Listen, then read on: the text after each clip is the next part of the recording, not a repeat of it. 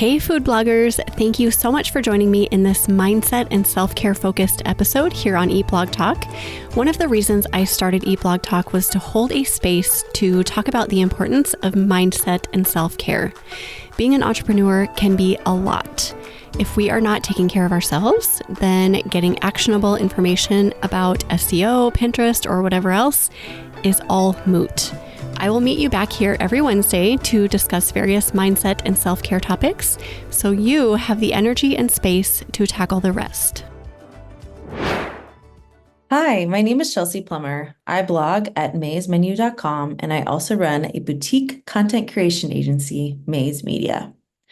At Maes Media, we are a small team of experienced cooks and bakers who love to write, and we'd love to help you create new blog posts. Whether you're looking for help with writing new blogs or optimizing existing, let's partner together to grow your blog.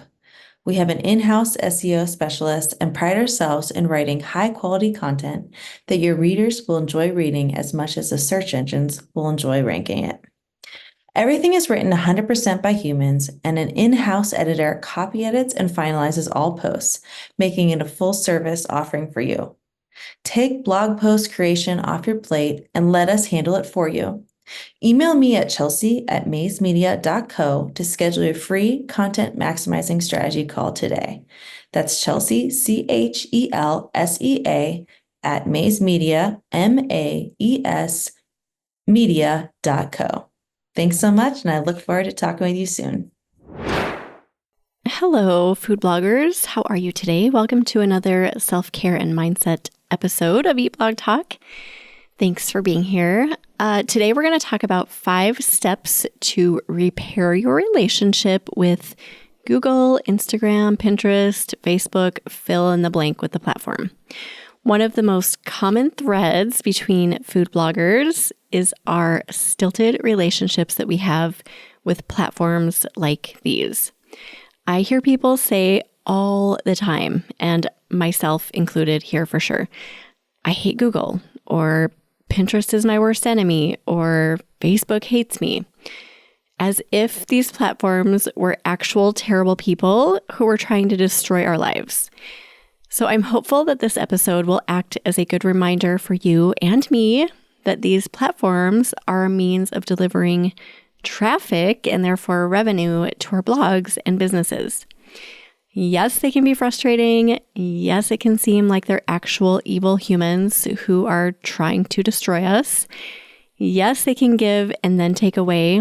Yes, they can temporarily sink traffic and revenue.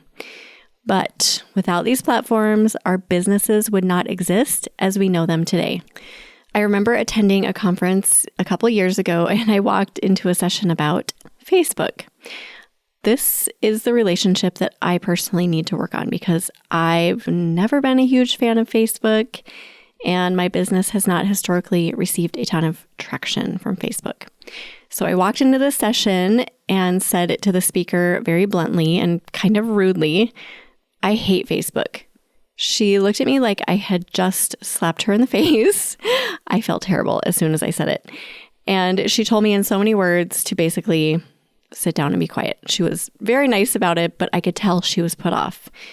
For some reason, I had this blind spot when it came to Facebook that I didn't have with other platforms. My relationship with Pinterest has always been good. In recent years, Google and I have been on pretty good terms.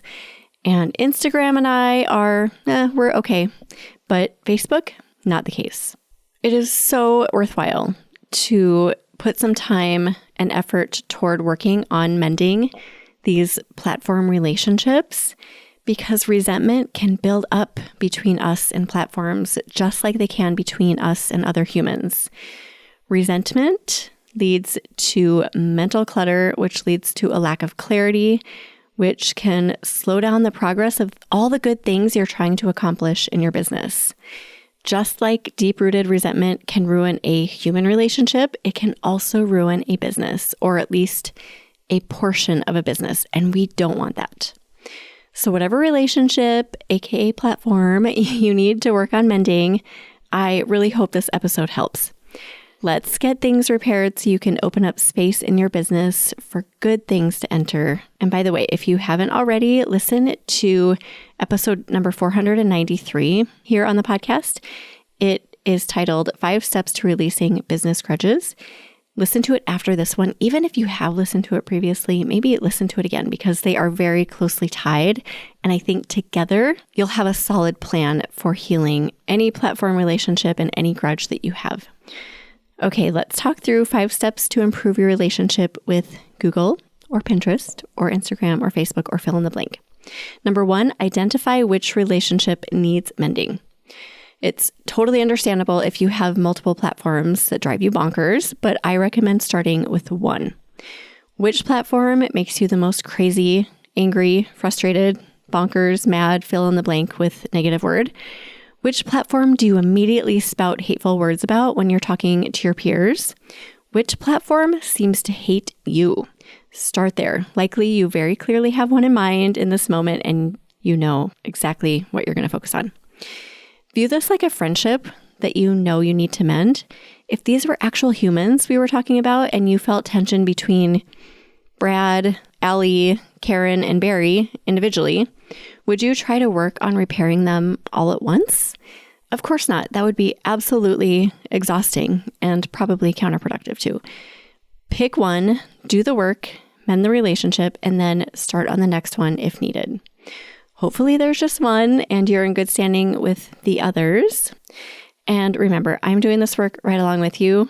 As always, my long-standing beef with Facebook needs to be cleared once and for all. It's time for me to mend this relationship too. Number 2, make a list how you've been wronged. Pull out a piece of paper or open a blank Google Doc. Now write out all the ways that Google, Pinterest, platform of choice, has wronged you. Write it out as if you were talking to the platform. I'm going to use Facebook as my example just to give you a truly authentic example here because, yeah, again, not the hugest fan. Here's my list. Facebook, what is your problem? I missed the sweet spot around 2016 when all those other food bloggers were creating and posting viral videos. You favored them and not me, so their pages exploded and mine did not. We have a long-standing relationship. It's been 14 years now, and my page likes definitely do not reflect this. You should have given me more traction over the years. Thanks for nothing.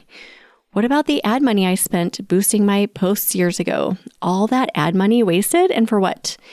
What is with all of the Facebook accounts that have been around for much less time than mine, yet they have like a gajillion likes with tons of engagement? You seem to favor every other food blogger but me. Why do you hate me so much?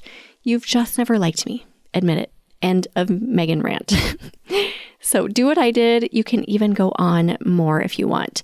Let it all out. Get it all out on paper. Now you're going to do something that is going to maybe feel a little bit difficult, but it is a necessary part of the healing and the relationship repairing process. You're going to go through every word you just wrote, and you are going to forgive the platform of your choosing for what they have done. So an example, talking through my list that I just read to you, or I guess it's more of a letter. You favored them and not me. I forgive you. You should have given me more traction over the years. I forgive you. All that ad money wasted. I forgive you. What is with all the Facebook accounts that have been around much less time, yet they have way more likes and engagement than me? I forgive you. You seem to favor every other food blogger except me. I forgive you. Why do you hate me so much? I forgive you. You've never liked me. I forgive you. This might sound super cheesy, but I promise if you actually do this, it is going to feel so good. If you need to, read through it a couple of times until you really start feeling that sense of forgiveness. And yes, we are totally humanizing platforms. Number 3, make another list what you're grateful for. You might need a snack or a glass of water, maybe a short walk or shot of tequila before moving to the next step so you can clear your head, especially if your last list got a little heated. Do whatever you need to do to cleanse your palate, then pull out another piece of paper, totally separate one, or open another blank Google Doc. Now you are going to write down everything that you're grateful for regarding this platform. This might feel like a stretch, especially if your negative feelings run deep, like mine do with good old Facebook. Here is my list/letter. Hey, Facebook, you've done a lot of really good things for a lot of honest, hardworking people's businesses. That is pretty cool. I remember that stretch back when I was a fairly new blogger, when I really wanted it to work between us. I invested a lot of effort into forming a solid relationship with you. And for a while, things were really growing. Readers were engaged. They were loving my page and my content on there. It was a good stretch. I just peeked at my analytics, and guess what? This surprised me. In the past year, thanks to you alone, my blog has received tens of thousands of page views. That is a lot more than the number 0. There have been a few memorable and long-lasting friendships that I have made through my Facebook business page. Really awesome people I would not have been connected with otherwise. Also, thanks to you, thousands of people have been able to see and experience my recipes, which is something I'm so passionate about. I see all the time how much traction you give to a lot of the people I care about. I have food blogger friends who reap tons of traffic thanks to you. Thank you for having their backs. Once I got the momentum going with this list, it became kind of hard to stop. I could definitely have kept going. Once your list/letter is done, you are going to go back and express gratitude for each thing you wrote down. Going back through mine, I would say, you've done a lot of really good things for a lot of honest, hardworking people's businesses. Thank you. For a while, things were really growing for my account. Readers were engaged and loving my page. It was a really good stretch. Thank you. My blog has received tens of thousands of page views from you, from Facebook in the last year. Thank you. There have been a few memorable and long-lasting relationships that I've made through my Facebook business page. Thank you. Thousands of people have been able to see and experience my recipes. Thank you. I have food blogger friends who reap tons of traffic and revenue thanks to you. Thank you. By the way, keep your list, because if negative feelings resurface in the future, you can go through this process again and see how truly grateful you are for so many things about the platform that you need to repair your relationship with. Number 4, give the relationship some love. If I'm being honest, Facebook hasn't loved me because I haven't loved it much at all. Somehow I become really disillusioned about this. In my mind, I talk myself into believing that I've put in so much effort, that I'm the victim, that it's been a one-way relationship, me working so hard and Facebook kicking their good old feet up and ignoring my needs and my desires. But that's a lie. That is not how it's actually been. I do want to point out that this isn't always the case between a human and a platform.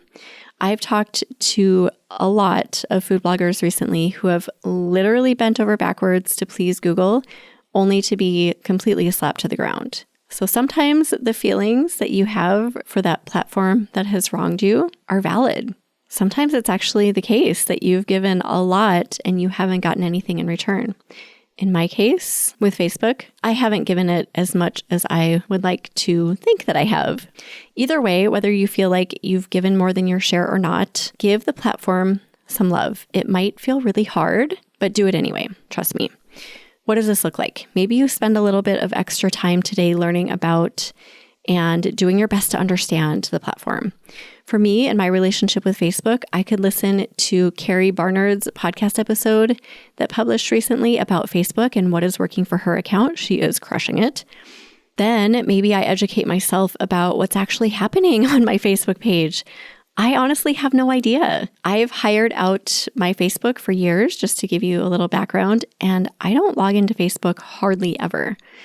I don't know who's showing up there or engaging, or if anyone is engaging, or what's even being posted there.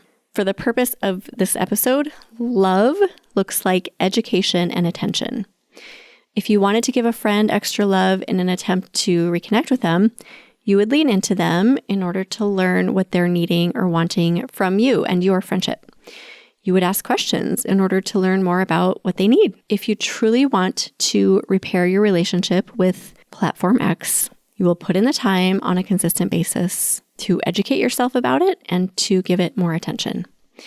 If you want, you can set 15-minute slots aside in your calendar. Show Facebook or Pinterest or Instagram or Google that you're willing to put in the time to learn more about it and repair your relationship. Number 5, lather, rinse, repeat. This is not a one and done thing, especially if resentment runs deep, and it really can for a lot of us. I hear lots of resentment about platforms being thrown around out there. Again, including myself, not judging. We have to continue nurturing these relationships. So go through the steps in this episode over and over and over if you have to until you feel like things are being healed. Something else you could do if you take this episode really seriously and actually go through the exercises of writing out your lists, print out or write down your gratitude points about your platform of choice. Put them somewhere where you can see them daily to remind yourself of the good things that platform provides. There's always good. None of these platforms are all bad. Our perspectives over time just get skewed a little bit. It's like knowing there are always two sides to every story. Anytime you, talk to a friend and they tell you how one thing went wrong, and then you talk to another friend and they give you a totally different version, each of them has their own side of the story, and you know that neither of them are bad people. In the same way, you can talk to a food blogger and ask them, what do you think of Pinterest? And they're going to give you one version. You can go to another food blogger and ask them what they think of Pinterest. They could give you a completely different version that is negatively skewed. Really, neither one of them is right. They're just giving you their opinions based on their unique perspectives. Also, don't forget to go listen to episode number 493 to round out the content from this episode. To conclude, let's recap the 5 steps to repair your relationship with your platform of choice. Number 1, identify which relationship needs mending. 2, make a list how you've been wronged. 3, make a list what you're grateful for. 4, give the relationship some love. And 5, lather, rinse, repeat.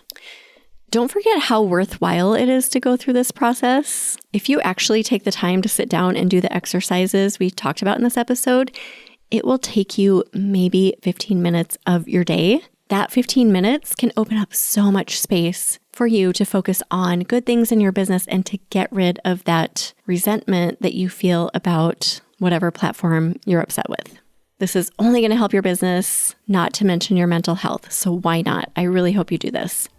Thank you for listening, food bloggers. Please feel free to reach out and give me topic ideas or give me feedback about this or any episode. I hope you have a wonderful week, and I will see you next time. Thank you so much for listening to this mindset and self-care episode here on Eat Blog Talk. If you are a food blogger providing a service for other food bloggers and you want to spread the word about the value that you offer, I would love to offer you a free way to do just this. Send me a 60-second audio clip to be featured in a mindset and self-care episode here on Eat Blog Talk in 2024. Go to eatblogtalk.com/audio clip to learn more.